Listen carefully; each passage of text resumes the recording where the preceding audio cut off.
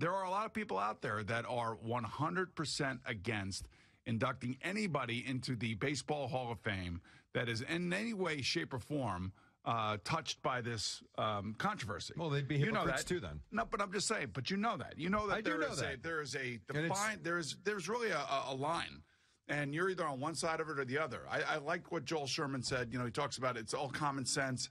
Every situation is different. What do I know? What don't I know? And all that other stuff. And then there are other people that are saying, well, if we're going to keep the players out, then the people who manage those players should be kept out because then they benefited from the fact that those players were benefiting from PEDs. Major League Baseball benefited from it.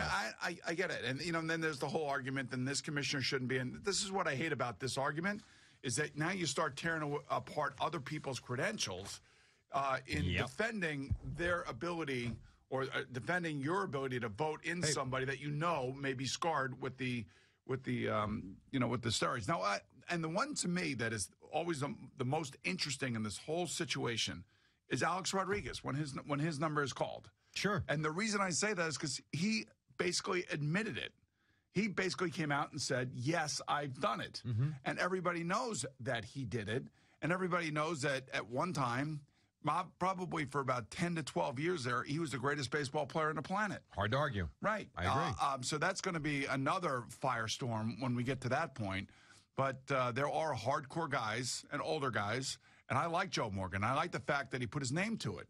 That's the thing that I like. Because there are many guys. Don't throw stones in glass houses. Yeah, I understand that because I do believe personally that Pete Rose belongs in the Hall of Fame. So do I. And by the way, Pete Rose is in the Hall of Fame. That's another thing of hypocrisy that drives me crazy. Having gone to the Hall of Fame 2 years ago, I was stunned that museum has Pete Rose stuff littered all over the place. The only thing he doesn't have is his plaque. So let me get this straight. We would like your memorabilia because we want people to celebrate your accomplishments, but we're not going to celebrate you. I mean, really, it's insane. Well, I mean, he did violate the most important aspect of the sport, and it goes right to... But they're still benefiting off him. But I know that, but it still... It goes right to, the credibility of the sport, the integrity of the sport, and everything else. And that's one of the reasons why they have those signs up in every locker room, in every sport, all across the country. You get caught gambling, throwing games, betting on games. That is just a look that no team or no league wants. The league would much rather deal with domestic violence, would much rather deal with steroid use, would much rather deal with all these other things outside of the integrity of the game. And, that's going back to the Black Sox scandal, the whole thing is basically built on that foundation that every single game will be played, with the intent to win the game.